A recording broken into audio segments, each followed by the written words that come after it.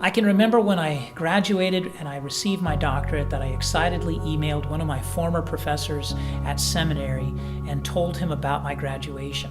He quickly and promptly replied back, "Congratulations, you now have your license to learn." I think so many people look at a seminary degree as an ending point rather than a beginning point, the first stage of a lifelong journey. And I think that's certainly the way that we should all look at our continuing education in the ministry. We should always look to learn as much as we can, as long as we can. But how do you go about doing this? Well, I think the first step is that you want to have a strategic plan. It doesn't have to be detailed, but you want to have an idea as to what it is that you would like to do with the next 10, 20, 30, 40 years of your life. Set some basic goals. A basic goal might be, I want to preach through the whole Bible and teach through the whole Bible by the end of my ministry. Or I want to learn more about a particular doctrine. Or I want to learn more about a particular subject.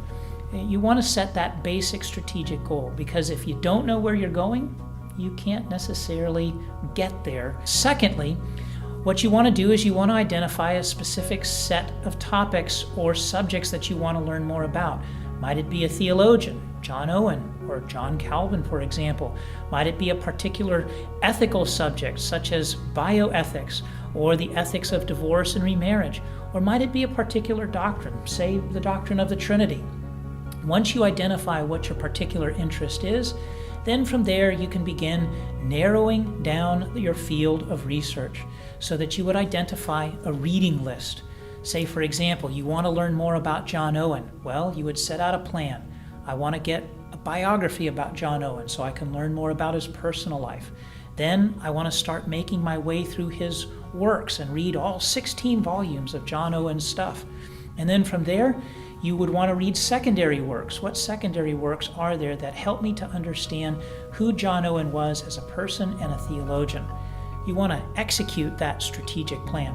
And then third, another way that you can go about continuing your education is by attending academic conferences. Say if we're learning more about John Owen, you could find conferences that address him as a theologian or his doctrinal teaching. Or it could be that there are Evangelical Theological Society meetings or Society of Biblical Literature, all sorts of different academic societies that you can go to where there are a host of subjects.